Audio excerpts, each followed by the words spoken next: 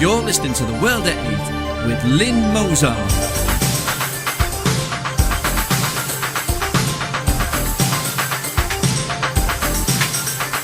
The World at 8, the number one in nationalist news. Highlights of the news today, Monday 15th of December 2014. Soldiers told not to yell at or use insulting words with terror suspects. Leeds Cabbies to be trained to help spot children at risk of sex exploitation. Spain, Madrid's Omar Mosque and Islamic Culture Centre was an ISIS jihadi recruitment hub. Islamic extremists use criminal gangs to enforce religious Sharia laws in Danish ghettos. Merkel condemns racism as Dresden anti-Islam marches grow. Pakistan arrests suspected South Asian Al-Qaeda commander. Australian authorities call for calm as Sydney rocked by hostage crisis. Thought for the day, the anti-social brigade. And finally, 2 for 1 Day Monday. UK News. Soldiers told not to yell at or use insulting words with terror suspects. Robert Spencer of Jihad Watch writes, the effect of the ambulance-chasing lawyers and the play-it-safe judges is that we've got to the point where we've lost our operational capability to do tactical questioning. That in itself brings risks to the lives of the people we deploy. Yes, and as I, Robert Spencer, have said before, many people in Britain, as their country collapses into chaos and civil war, will congratulate themselves that they were never for a moment racist. And now that they never for a moment were rude to a jihad terror suspect. Don't yell at terrorist suspects, soldiers told by Robert Mendick and Tim Ross, The Telegraph, December 13th, 2014. British soldiers have lost their capability to interrogate terrorist insurgents because of the strict new rules on questioning that even ban shouting in captives' ears, military chiefs have warned. The rules, detailed in court papers obtained by The Telegraph, also prevent military intelligence officers from banging their fists on tables or walls or using insulting words when interrogating a suspect. The regulations replaced a previous policy that had to be withdrawn after a series of legal challenges and the death in custody of Baha Musa, an Iraqi detainee in Basra. But there is growing disquiet within the ranks that the latest guidelines, officially called Challenge Direct, are so stringent that it makes interrogation pointless. There is also concern that the rules can be so easily breached, especially given the pressure under which soldiers are operating, that military personnel will be left exposed to legal claims and possible disciplinary action. There was global condemnation last week when a Senate report in the United States disclosed how the CIA had systematically tortured detainees in the wake of a September 11th attacks. Despite this, British military chiefs fear the current restrictions on army interrogators are hindering the gathering of information. They insist interrogations can be vital in thwarting future terrorist attacks and in combating insurgents in hostile environments. Colonel Tim Collins, who made a celebrated eve of battle speech during the Iraqi war and now runs a private security company with expertise in intelligence gathering, said, "Since I was serving, the rules on interrogations have been tightened up because of the lawyers. We, the military, are no longer able to carry out tactical questioning. The effect of the ambulance-chasing lawyers and the play-it-safe judge is that we've got to the point where we have lost our operational capability to do tactical questioning. That in itself brings risks to the lives of the people we deploy." These insurgents are not nice people. These are criminals. They behead people. They keep sex slaves. They are not normal people. Lord West, the former Sea Lord and National Security Advisor, said, "We have gone too far in letting people take us to court. While these insurgents are chopping people's heads off and raping women, the idea they can take us to court because somebody shouted at them is ridiculous." World at 8. Well, you know the World at 8's view of these ridiculous grovelling efforts to appease the Saudis, Qataris and oil. But all terrorist suspects should be grateful we, or the US, don't bring in the Taliban, ISIS or Al-Qaeda with a rusty sword and a mobile phone for a selfie. The idea of bringing in the press or having evidence is just so wrong on every level. We're treating these terrorists like we do their Muslim sexual grooming counterparts, with a slap on the wrist. Leeds Cabbies to be trained to help spot children at risk of sex exploitation. Taxi drivers and private hire operators in a Yorkshire city are to undergo training to help spot children who are at risk of being sexually exploited. The training, which is expected to be rolled out from February, will see drivers in Leeds receive safeguarding training and advice in a bid to keep youngsters away from potential predators. The announcement in the wake of the child sex exploitation scandal in Rotherham, after Professor Alexis Jay's independent inquiry identified as many as 1,400 victims in the town. The report highlighted significant concerns that taxi and private hire vehicles have been used to move victims of sexual exploitation around the town and to other cities. Jane Held, the independent chairwoman of the Leeds Safeguarding Children Board, said, "Protecting children and young people from any risk remains a top priority for the Council. Child sexual exploitation, CSE, is an extremely complex issue, which means that it is not a straightforward challenge to address. Perpetrators will often go to extremes to commit these offences, so it's vital that we consider all avenues to best protect those who may be at risk. As part of our ongoing review into safeguarding controls in taxi and private hire licensing, we have updated the safeguarding training currently provided to licensed operators, drivers and taxi escorts. A safeguarding awareness course is being developed to help individuals identify and have a greater awareness of the issues of CSE and trafficking. Work is also taking place in Leeds to understand how to improve safeguarding intelligence and share it between police licensing and other agencies." I'm sorry. World at 8. What is wrong here? Weren't many of those convicted of child sexual exploitation taxi drivers? Where is the main point of this complex issue not? Muslims, and they know exactly what they're doing, as they've been doing it and getting away with it for donkey's years in taxis. European news. Spain, Madrid's Omar Mosque and Islamic Culture Centre was an ISIS jihadi recruitment hub. The cafeteria of Madrid's M30 Mosque was the base of a network that recruited jihadists to fight for the terror group ISIS in Syria, a Spanish judge said on Thursday. The terror network, allegedly headed up by ex-Guantanamo Bay prisoner Larkan Ikrasian, used the mosque, Madrid's largest, as its centre of operations. National Court Judge Pablo Ruz said in a ruling as he processed 15 members of the gang dismantled in June. In a 49-page report, Ruz outlined the activities of the group, which is thought to have been in operation since 2011 and to have operated a training camp near the Spanish city of Avila. The group, known by its members as the Al-Andalus Brigade, a reference to the Islamic-controlled area of Spain in the Middle Ages, left a trail of evidence including paperwork, videos and social media content outlining how they operated. One such example is that of Hisham Shantouf, who joined ISIS in the autumn of 2013. This young man started attending the M30 Mosque in 2010 and became radicalised after contact with a cell led by Iqasrian. He went on to become an imam at the Junquera de Hanareth Mosque in Spain's Guadalajara Mosque. Several Islamist extremist groups are threatening the area, including jihadists from Al-Qaeda in the Islamic Maghreb, who are active in Algeria and remain a major problem for Morocco. World at 8. History repeating itself yet again. What does it take for Europe to wake up and smell the halal? Islamic extremists use criminal gangs to enforce religious Sharia laws in Danish ghettos. Islamic extremism is becoming increasingly violent in Europe.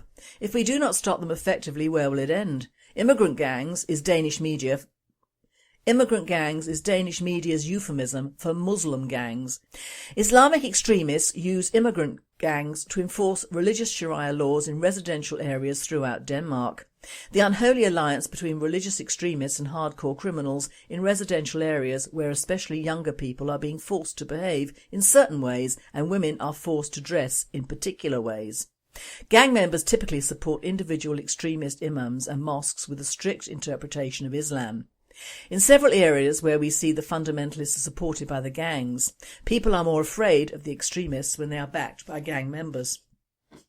This can be seen, for example, in Chinburg. The consequence is that people do not dare to stand up against the extremists because they know they get beaten up by hardened criminals. National Police Research Centre, NEC, which monitors gang activity at home, confirms that the gangs are flirting with religious environments. We have reports that some of the gangs begin to show signs of a form of religious radicalisation, and it is a dangerous cocktail, so it's something we are aware of. World at 8. Well, without sounding like a religious hate fanatic or rather like a reverse Chowdhury, I'm so glad that the authorities are aware. That must make everyone feel safe in those ever-growing areas of Sharia takeover, mustn't it? Merkel condemns racism as Dresden anti-Islam marches grow. Chancellor Angela Merkel on Friday condemned anti-Muslim demonstrations centred on the eastern city of Dresden, saying there was no place in Germany for hatred of Muslims or any other minority. In a speech at a party congress of her Bavarian allies in Nuremberg, Merkel also denounced an attack on buildings in a nearby town being turned into refuge for asylum seekers. The structures were set on fire and daubed with swastikas. It is unbearable when homes of asylum seekers are defiled, when people try to make radical slogans, Merkel said, adding that everyone coming to Germany had the right to be treated decently. Earlier on Friday, Merkel's spokeswoman Christiane Wirtz said, "In the name of the government and the Chancellor, I can say quite clearly that there is no place in Germany for religious hatred, no matter which religion people belong to." There is no place for Islamophobia, anti-Semitism or any form of xenophobia or racism, Wirtz said of the growing Monday evening marches in Dresden under the motto Pegida, standing for Patriotic Europeans Against the Islamization of the West. Public expressions of anti-immigrant sentiment are largely taboo in mainstream German politics because of the Nazis' mass murder of Jews and other groups in the Holocaust. Merkel argues that Germany needs immigrants to avoid a demographic crisis. But local officials say they are struggling to cope with the largest number of asylum seekers in Europe, with net immigration at its highest level in 2 decades. A backlash is being felt. This week Merkel's Conservatives debating banning the burqa, the full body covering worn by some Muslim women, and her Bavarian allies had to drop a proposal to oblige immigrants to speak German at home. The latest Pegida march on Monday drew up to 10,000 people and almost as many counter-demonstrations. The organisers, who began 2 months ago with a few hundred people, say they are not against immigrants but want to protest against Islamic extremism and the influx of asylum seekers. Interior Minister Thomas de la Maizière said not all the marchers were racist, and they included some who were expressing their fears about the challenges of the times. Dresden is the site of Germany's biggest annual neo-Nazi march on the anniversary of World War II bombings. German officials are alarmed at the rise in both anti-Muslim and anti-Semitic sentiment. This year has seen right-wingers join forces with football hooligans against Salafist Muslims and a rise in attacks on Jews linked to the Middle East crisis. World at 8. Unbearable. Merkel doesn't have to live, work or bring up children even near these areas. Proof of the pudding is in the eating. She and her toadying stupid pals should live there for 1 week incognito and see what indigenous Germans have to live with. Much nastier and more intrusive than the Jews ever were. So wake up before it's too late. World News. Pakistan arrests suspected South Asian Al-Qaeda commander. Pakistani authorities have arrested a man they describe as an important commander in Al-Qaeda's newly created South Asian wing, police told Reuters on Friday. Police arrested Shahid Usman in his mid-30s and 4 others in the southern city of Karachi late on Thursday. They also seized weapons and 22 pounds of explosives. Al-Qaeda's new South Asia wing, Al-Qaeda in the Indian subcontinent, tried to hijack a Pakistani Navy ship in September this year, a few days after the group had announced its formation. Police say Usman is the head of the Al-Qaeda wing in Karachi, a steamy port city of 18 million people, and was planning more attacks there. He is the Karachi chief of Al-Qaeda's newly formed wing, working under the setup of Asim Umar, the South Asia chief of Al-Qaeda, a senior official at the police counter-terrorism unit said. The official said Usman lived in Defence, a wealthy neighbourhood, and owned a car parts dealership in one of the city's most expensive commercial areas. Unlike the usual militant profile, Usman comes from an affluent background, the police officer said. Officer said Usman was previously associated with the outlawed Harkat al-Jihad al-Islami militant group, whose operational commander Ilyas Kashmiri was killed in the US drone strike in 2011 near the Afghan border. Usman had received training in Afghanistan, the police officer quoted. Al-Qaeda announced the formation of its South Asian wing on September the 4th, with Al-Qaeda chief Amyan al-Zawahiri promising to spread holy war across South Asia, home to more than 400 million Muslims. Analysts say the move is part of al-Qaeda's plan to take advantage of the planned withdrawal of US-led forces from Afghanistan and boost its influence in the region. The new al-Qaeda wing may also be an attempt to grab back the initiative from the Islamic State militant group that was expelled from al-Qaeda for its brutal tactics and which now holds parts of Iraq and Syria. Pakistani militants say envoys from the Islamic State are trying to make contacts in the region. Usman's arrest followed the reported killings of 2 senior al-Qaeda leaders in Pakistan this month. World at 8, and of course they don't have the problem over there of being outbred by Europeans, do they? So despite all the millions being fed into that country, pounds that is, Sharia law will rule within a short time. Do the math. Australia, Islamic terrorism threat forces Sydney to ban Christmas decorations at train stations. Muslim terrorists have succeeded in stealing Christmas joy from Sydney's train travellers. The traditional Yuletide tinsel, baubles and bunting that normally greet commuters at the city's busiest stations have been banned this year because the nation is on a high terror alert. Colourful decorations, fake gifts and small blow-up of Santas are being replaced with simple posters containing just 1 of 3 phrases: Merry Christmas, Season's Greetings or Happy Holidays.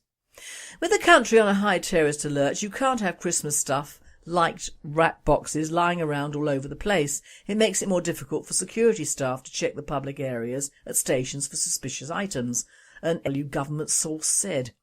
It's understood Sydney's trains bosses have told staff there are to be no Christmas decorations in station concourses and platforms. But Christmas trees, candy canes, angels and stockings will be allowed in staff areas, including lunchrooms and back offices away from the public.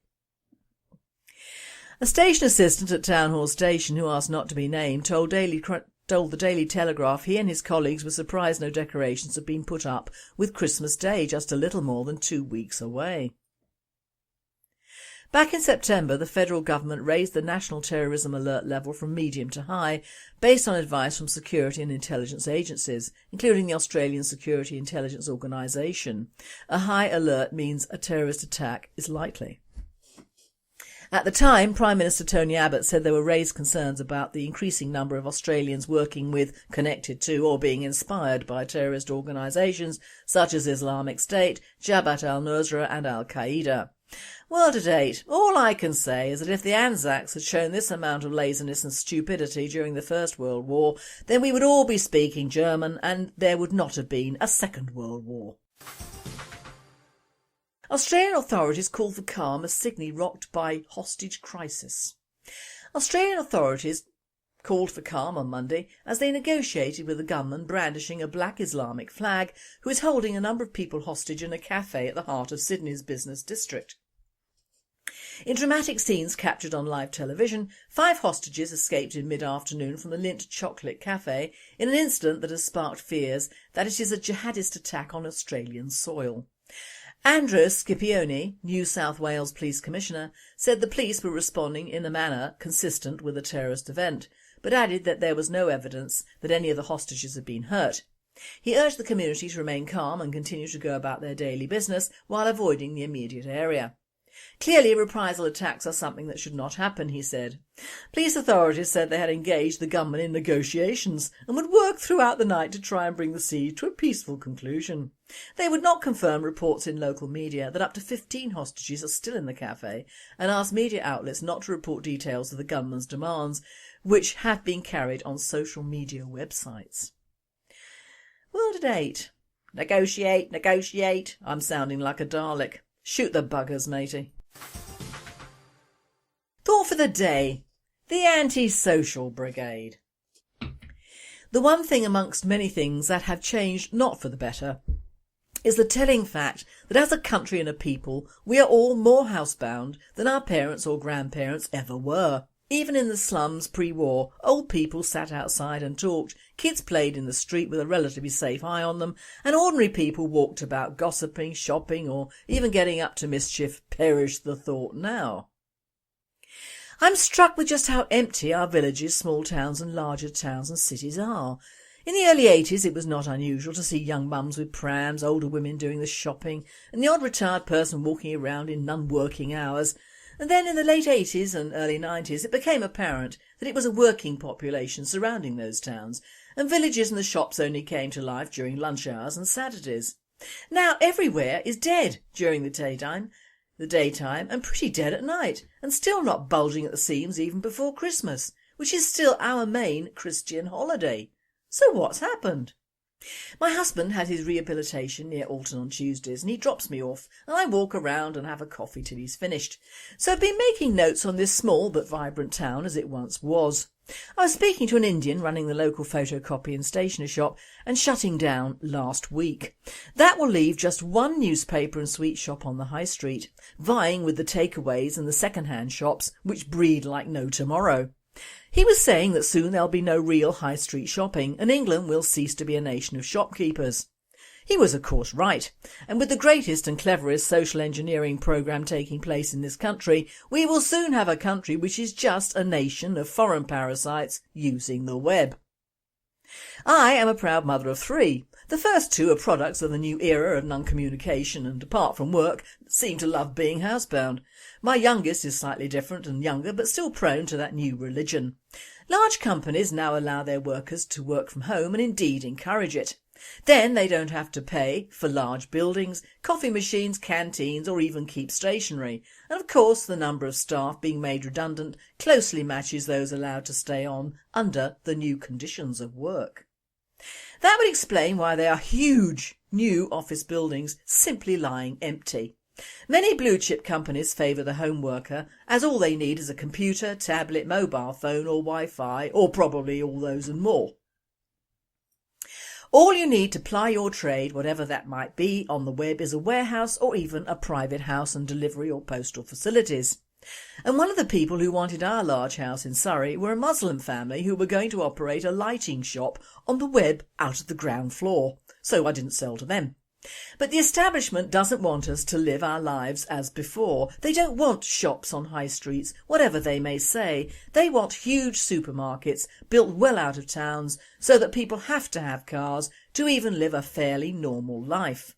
Schools too are well out of the way and kids don't walk because they're not encouraged to by their parents, who see rapists on every corner. Our world, whilst apparently growing larger in a sense, is actually getting smaller as we are relying on technology for everything, but the reasoning behind it is even more sinister, even allowing for progress and money making. That reason is man is being forced to look inward and ignore what is going on in his own country. And what better way is that than denying him any form of contact with fellow men? You tell me. A man can live on his own or with a family. He can work from home. His wife can work from home or go to an office. The baby will be looked after by a creche and the kids can come back to either a wife or husband or nothing. They will go by car to a large mall. They won't know anyone or communicate. Then they will go home with their purchases, if possible, or go to the web and buy stuff and have it delivered. They will not let go their mobile phones, on which is the sum total of their friends in the world, and I mean in the world and not on their doorsteps. The parents will do tablets and TV games and the TV. The garden will be picture perfect by B&Q, as will the home. They will have little contact with any extended or actual family, as they will have moved so much around the country it doesn't matter anymore, and there's always the phone or the computer. Now that scenario is not a wealthy family, it's just middle class and working. The establishment encourages working mothers, but not working fathers, as that would ruin the anti-nuclear family brigade. Single mothers of every ethnicity producing kids from varying fathers of every ethnicity is also very desirable. Disabled and homosexuals are also preferential to anyone of fairly normal desires who may be over the hill. If you are over the hill, you are a parasite who will sap the juice from anyone who has a job and a pension. Beware. As the saying goes, today they came for me, but tomorrow they'll come for you. So despite the blatherings of the anti-racists, the diversity brigade, the Marxists and the liberal lovies, we Indigenous are becoming virtually extinct in our own time. And this is what the powers that be want. They do not want a free-thinking, intercommunicable and educated population. And they certainly do not want our young to be in that category either. Thence the ridiculous films and series on the chosen one, magical or superhuman powers, or other politically correct multicoloured crap which many actually believe is true history or stories. This does not apply to the millions of Muslims and other ethnics. They stick to their way of life from their homelands. Work, making money, arranged marriages and family all defy the seemingly white-only social engineering taking place here and now. Take away the means of meeting partners for both sexes in real life. Take away the pubs, the hub of Britishness for hundreds of years. Take away social interaction, shops you can walk around, high streets which contain shops you grow to know and use, libraries, swimming baths and more. Put it all on a screen and make that screen available to all ages. So it has to be heavily monitored, and you frankly do not have the freedom that existed before the First World War. British freedom is just about a motherboard or lorry load away from not existing at all, and no one will even know it, let alone be allowed to comment on it. Look around. It is our Christian festival of the birth of Jesus. What do you see? Nothing. Simply nothing. We should all be ashamed of allowing this to happen to us and our kith and kin. And finally, 2 for 1 day Monday. Bets at the nursing home. 3 mischievous old grandmas were sitting on a bench outside the nursing home when an old grandpa walked by. One of the old grandmas yelled out, "Hey, we bet we can tell exactly how old you are." The old man said, "There's no way you can guess my age." One of the grandmas said, "Sure we can. Just drop your pants and we can tell your exact age." Embarrassed but anxious to prove they couldn't do it, he dropped his drawers. The grandmas asked him to first turn around a couple of times and then jump up and down several times. Determined to prove them wrong, he did it. Then they all said in unison, "You're 87 years old." Standing with his pants down round his ankles, the old gent asked, "How in the world did you guess my age?" Slapping their knees, high-fiving and grinning from ear to ear, the 3 old ladies happily crowed, "We were at your birthday party yesterday." And a fleeing Hamas terrorist, desperate for water, was plodding through the Negev desert when he saw something far off in the distance. Hoping to find water, he hurried towards the mirage, only to find a very frail little old Jewish man standing at a small makeshift display rack selling ties. The Hamas terrorist asked, "Do you have water?" The Jewish man replied, "I have no water. Would you like to buy a tie? They're only $5. The terrorist shouted hysterically, "Idiot infidel! I do not need such an overpriced Western adornment. I spit on your ties. I need water." "Sorry, I have none. Just ties, pure silk, and only $5. "Pah! A curse on your ties. I should wrap one round your scrawny little neck and choke the life out of you, but I must conserve my energy and find water." "OK," said the little old Jewish man. "It doesn't matter that you don't want to buy a tie from me, or that you hate me, or threaten my life and call me infidel. I will show you that I'm bigger than any of that. If you continue over that hill to the east for about 2 miles, you'll find a restaurant. It has the finest food and all the ice-cold water you need. Go in peace." Cursing him again, the desperate Hamas terrorist staggered away over the hill. Several hours later, he crawled back, almost dead, and gasped, "They won't let me in without a tie." You've been listening to The World at 8. I am Lynn Mozart, and I wish you all a very good night.